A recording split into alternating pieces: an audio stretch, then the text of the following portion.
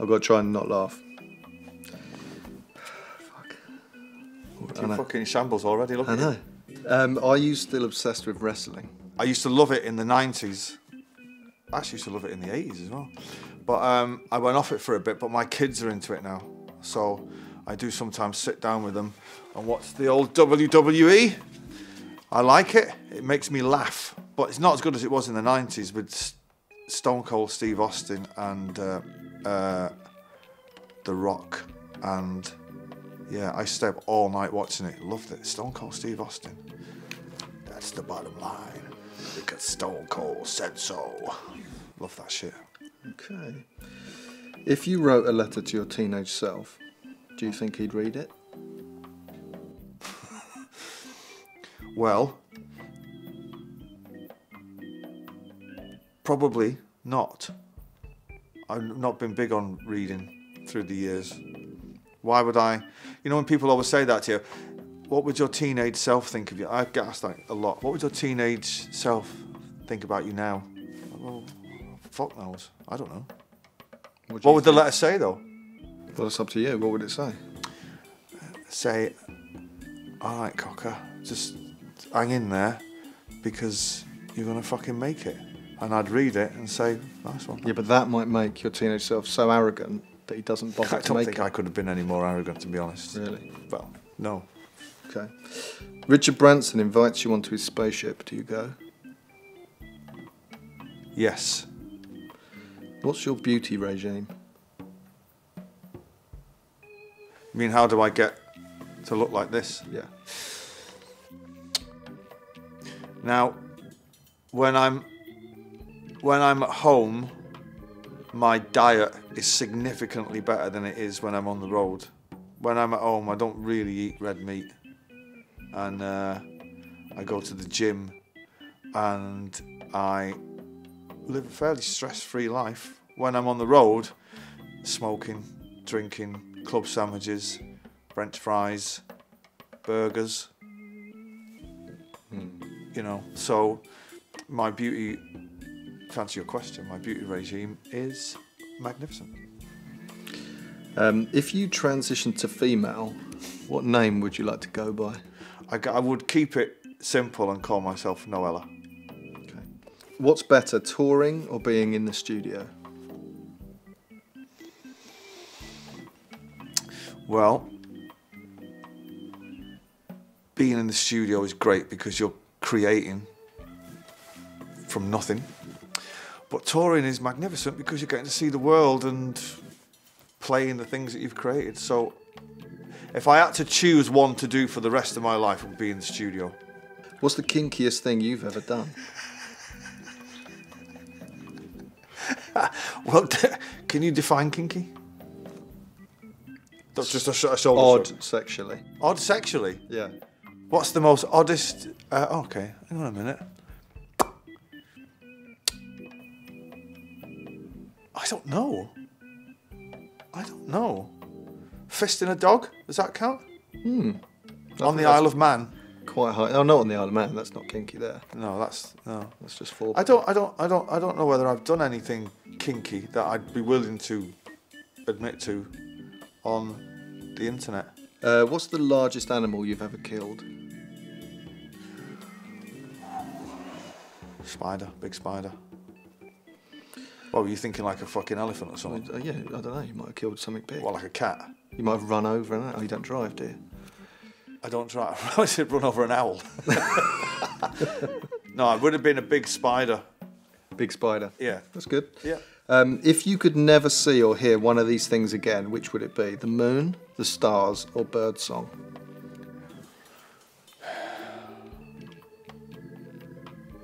That's a fucking good question. Where have you got that from? The big bumper book of questions. In my fucking head. I'm going to go with birdsong. What would you do? Stars. What? Because you can still see the moon. Right. Birdsong's nice. I'd miss stars, but I don't know. Don't you find gazing at stars is the most therapeutic thing ever when you're on holiday? There's too much light pollution, unless when you're on holiday. When you're somewhere that's really dark. Yeah. Well, yeah, and obviously not fucking doing it on Oxford Street at 4 o'clock in the morning. But you've just chosen to get rid of birdsong. Yeah? Well, yeah. Yes, yeah. Alright. Yeah. Welcome. Do you ever potter around in a shed? I do potter around. I don't... Have I got a shed? I think I might have a shed. I've not been in it, though. I think it's got, like, bikes in it and punctured footballs. But I do potter around. I'm going to potter around when I've finished this today. I'm going to go home and potter around. I've got a bit of tidying up to do. I like tidying up. I'm from a family of confirmed mega tidier-uppers. Really?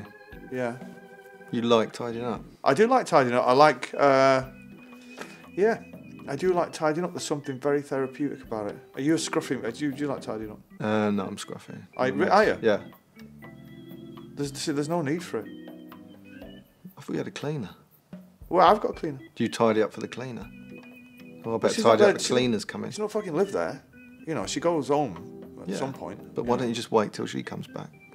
No, I can't do that, mate. No. I'm working class, you see. We keep fucking run a tight ship. Have you spoken to Morrissey since he came out as a racist? Have you ever milked a cow? Have you? In Ireland? Yes, of course. My Uncle Mike had a few cows, and I've, you know, I was comfortable with it. Were you? Yep. It's quite warm when it comes out, isn't it? The milk. I was very young at the time. I can't say I vividly remember the experience other than I've done it. Did Uncle Mike make you do this in the dark?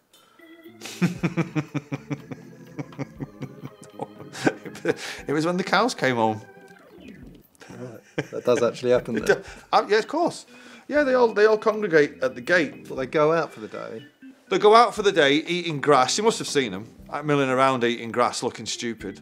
And then at the end of the day, they come back to the gate at the end of the field, and they're just like, fucking bit constipated now, mate. Yeah. So you've got to get them in. And where were you on 9/11? I was we were rehearsing in High Wycombe, and I actually was doing the first part of it. I was doing an interview in my offices round the corner, and one of the planes flew into obviously to the first building, and then I was going to rehearse, and on the way to rehearsing, the second plane flew in. It was like, fucking hell, hang on a minute, this is fucking crazy. When we got to rehearsals, we put the TV on, and yeah, I watched that fucking chaos all day. Did you do any rehearsing? We did a little bit, yeah. Really? Yeah. Selfish. You know, the show must go. The show must go on, mate. When was the last time you used a lawnmower? Oh, fucking hell. A long time ago. I would have been a child. Been made. Psh, mow the fucking lawn. Mow the lawn by my dad, probably. A long time ago. Age? Shh, teenager. 15, 16. You go back in time and watch the Beatles play at the Cavern Club and have the night of your life, but when you come back to now, the world is exactly the same except one thing.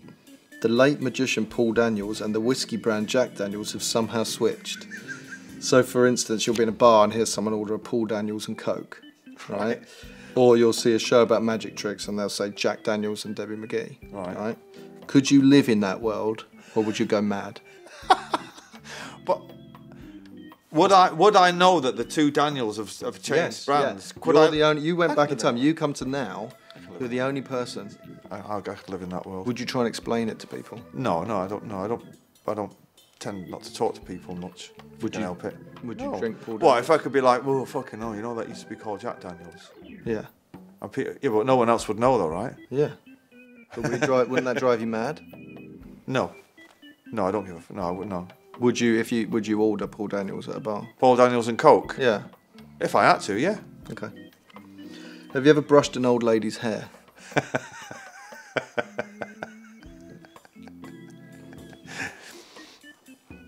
I mean, I must have. Down the years. If you went to prison, would you focus on physical fitness or reading books?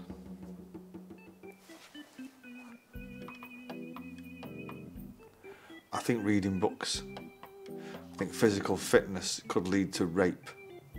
Yeah, but it might keep you away from being raped if you do a No, lot of press-ups. it would lead to being raped.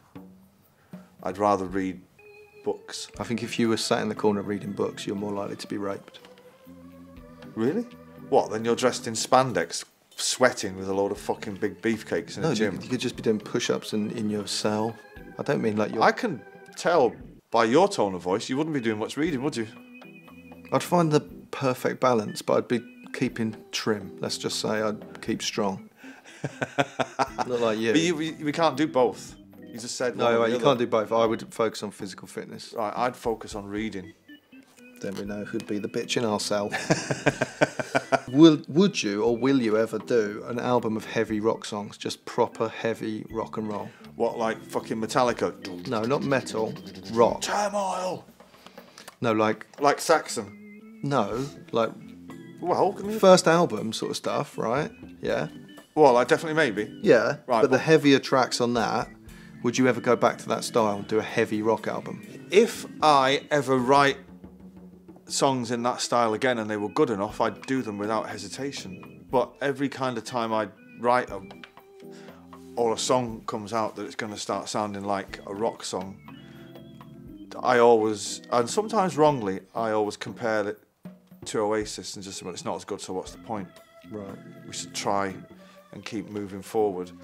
But if I was to write another Bring It On Down or Head Shrinker, fucking too right I would. Yeah. Good. Have a go. You saying you don't like my new fucking music? I do, but I like that. I like give it a fucking go. heavy rock. I know you do, well. yeah. Well, maybe. I'd like to see you do something heavy as Maybe. well. Will you come on stage and play the Pliers with me? Absolutely. Yeah, good boy. I'll be there in a second. Good boy. Have you ever used a soda stream? No. What do you put on first, trousers or socks? Socks. No, underpants first. Okay, so this morning, it went underpants, socks, trousers, shoes, top. What? Hang on, shoes before top. Yeah, Shoes are an outdoor thing. not in our house. You can wear shoes everywhere in our house. It's fucking free. I find it weird that you were topless with shoes on. Not walking around the house topless. It lasts for about 30 seconds. I'll tell you why I do it. Is because if I then put shoes on last and then bend down to tie my shoelaces, my top's got creased. Oh dear. That's quite anal. In what way were you involved in the Waco siege? Have you ever tasted breast milk as an adult? You have though, I take it. I have actually. Have you? Yeah, I had to. Why? Katie was lactating and her pump broke and we were out for the night. And if you don't, then they swell up and she could have got mastitis, which is an infection. So there was no other way than to relieve the pressure. And you were out? We had to go in the toilet in this place. What place? It was a party at a tattoo, our friend's tattoo shop. It's like one of your fucking mad sitcoms that we've got. Yeah. Right. And then so we had to keep going in there and I had to relieve the pressure. What does it taste like? Very sweet. Yeah. Very warm. And I was spitting it in the sink and just keep doing it like that. Oh, really? Yeah. Were you not swallowing I wasn't into it. Oh. Was she into it? Not really. Oh. It was quite tense. Were you not putting it in a fucking container and bringing it home to... No, because she was drinking. So you're not meant to use that breast milk. You're meant to pump it and then throw it away because it's got alcohol in it potentially. So it's useless. The baby's at home being fed by a grandparent from a bottle. Right. Right. So that breast milk is then discarded. Oh, okay. That's why she had the pump. The pump broke. Yeah. This isn't about me. No, it's about your wife's breasts. It always is. Well, I know. What was the last thing George Michael ever said to you? Get out of my house. No? Do you remember?